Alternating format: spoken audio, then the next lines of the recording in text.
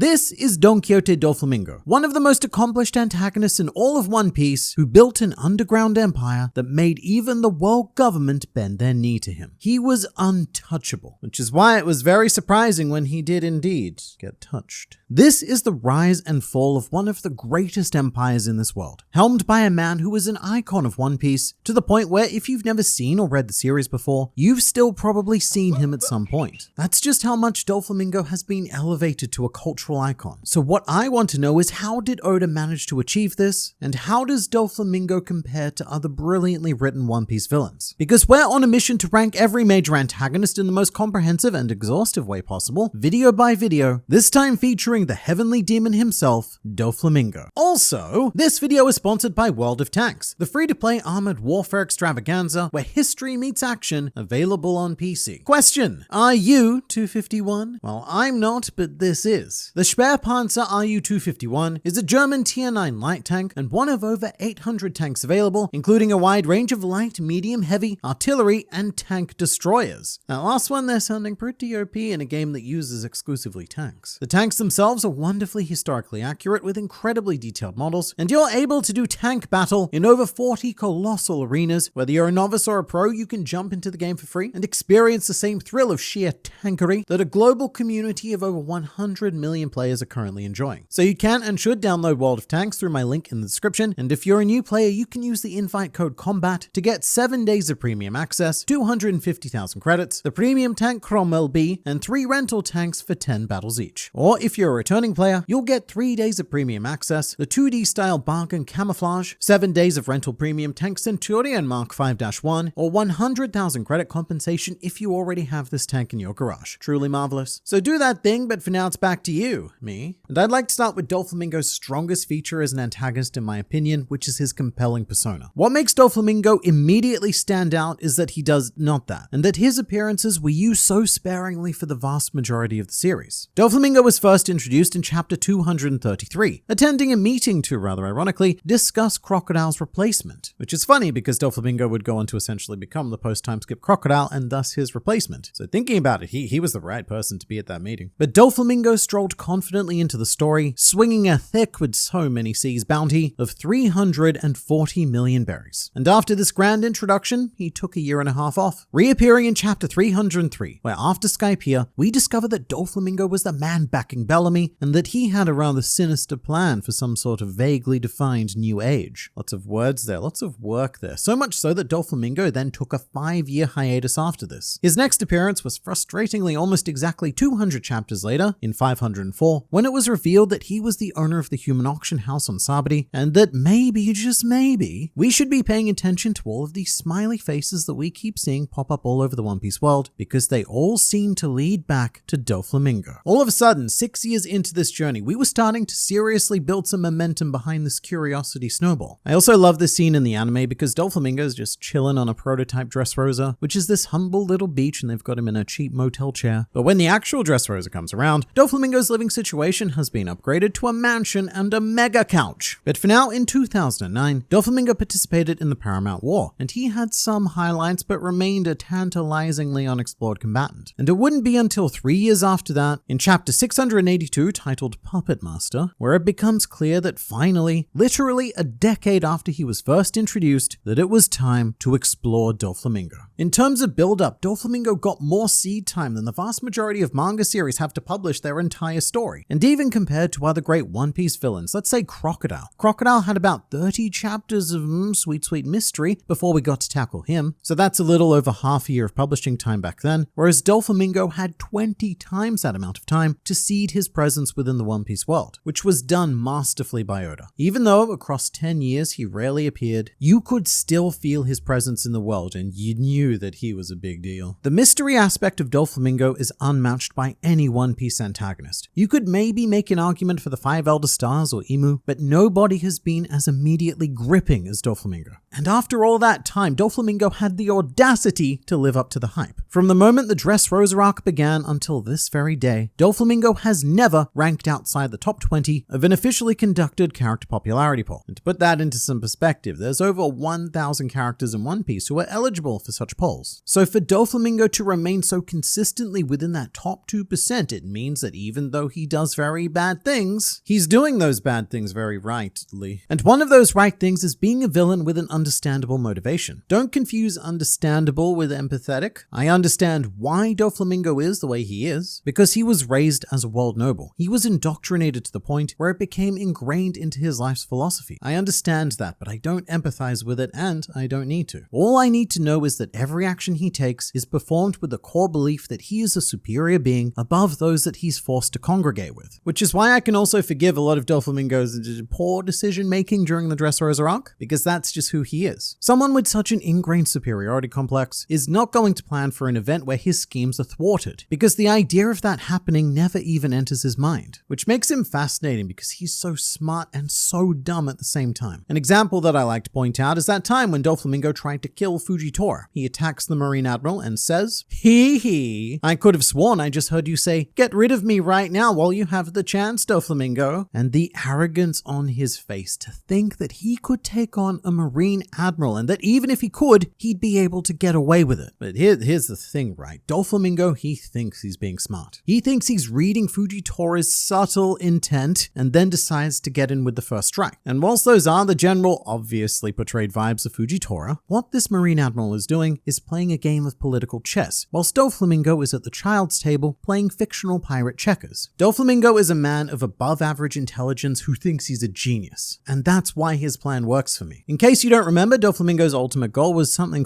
world domination. He was going to use Trafalgar Law's Devil Fruit in combination with the mysterious national treasure, which would equal him being the best flamingo boy and crowned ruler of the world somehow. It really is that vague because at the time of this recording, we still don't have confirmation on what that national treasure is. But I despise world domination, both in concept and when it's used as a motivation. I just think it's such a boring way to write a villain. However, this is a case where it works, because it was established from birth that this world is Doflamingo's plaything. That's his right as a world noble, and because he was taken away from their society at such a young age, Doflamingo doesn't really have any concept of equality. He's never lived with his peers, his fellow esteemed world nobles. All horrible people, but horrible people who all respect one another. From Doflamingo's perspective, he's never had that equal. He's always been the special one in every scenario, and so of course he believes that the only natural goal for him is to rule the world, because he's the only one with the right to do it. The only extended contact he had with a fellow world noble was his younger brother Rocinante. However, Doflamingo was very protective of him and took on a senior leadership role. So what is usually a bit of a narratively bankrupt goal is actually the only natural conclusion that Doflamingo could have come to. It sounds stupid, so stupid, but it makes so much sense with him. And that's why it becomes so satisfying to watch Doflamingo bury himself in a grave dug by his own decisions. But there is also a very important, just a little bit of shred of sympathy to be had with Doflamingo. We even get a flashback dedicated to him specifically, and it's quite tragic, because Doflamingo's family were hunted, tortured, his mother died of illness, and all of it was objectively his father's fault. Although I can't quite get to the point where I can transform that sympathy into empathy. I am not an emotional alchemist. Because the thing is, if he'd stayed on Marijois and everything was fine, he'd become a full world noble and then he'd be causing untold horror to others. But a life of crime is also a very natural path for Doflamingo. From his perspective, the moment he was cast out of Marijois, he was amongst the lowest of the low. All humans are scum. There are no clean humans. So joining the underworld to him is no different from living a peaceful life in a crime-free town. Basically, everything about Doflamingo, it just clicks. I've never had the feeling that he's done something out of character, which I have had with a few One Piece antagonists, which we'll eventually get to. But all of his decisions, whether they're good or bad decisions, makes complete sense for who and what he is. And so Doflamingo feels a lot less like a drawing in a fictional pirate comic and more like a living, breathing presence. And that's only enhanced by his brilliant aesthetic design. Doflamingo's design is very loud and eye-grabbing, to say the least. It commands your attention through the power of bold fashion choices, and I love the fact that he wears sunglasses. So long as there's a well-written character behind them, sunglasses always contribute to this beautiful air of mystery, because it gives you the feeling that something is always being hidden from you. There's always this physical barrier between you and the character, and so you can't quite connect with them. Doflamingo isn't a tangible character that you can grab onto and understand. All you see is the facade that he chooses to portray. And I do think it says a lot that the iconic moment of Doflamingo's defeat is capped off by seeing those sunglasses broken. How many other One Piece villains have this kind of object? Crocodile's hook is pretty iconic, so is Katakuri's scarf, but neither of them hold anywhere near close to the same symbolic weight as these sunglasses. It's such powerful branding. You can give anyone or anything a pair of these sunglasses and bam, they're Doflamingo. You can feel his persona through these glasses alone. Whether you be me, my wife, or my dog, we are all flamingo. And you can even get yourself a Doflamingo shirt at storeglr.com. But there is a point in the series where we do see one of Doflamingo's eyes, and there's nothing particularly remarkable about it. I honestly question whether or not Oda should have shown that eye at all, but I'm really glad he never chose to show both of them, because Doflamingo would probably end up looking something like this and completely kill the mystery factor. Also, a big part of Doflamingo's persona is smiling. He's almost always shown smiling, which really adds to the sinister vibes, because it just makes you ask yourself, what kind of sick crap is he thinking at all times to make himself smile like that? I don't know. I don't want to know. Maybe I want to know, but it's probably not good. And really, in the end, you can never know for sure because he has such a surprising emotional range. What I love most about Doflamingo is that range of personality, because many of the world nobles are very one note. They're bad for the sake of being bad. Whereas Doflamingo is admittedly a horrendous person, but he does have these selective moments of intriguing humanity. And actually, Doflamingo quite perfectly explains his own feelings in chapter 747. I lost my mother when I was 8 and killed my father when I was 10. The officers in my service are family who have been with me through thick and thin. They're all I have, and I do not forgive those who laugh at my family. Is that understood? You know, if you read that quote and that quote alone, you might mistake Doflamingo for a protagonist, because that level of family bond, minus the parent killing, is really what you'd expect of, say, Luffy and the Straw Hats, although that's where Doflamingo's feelings cease. If you're outside of the officer class, then you're just,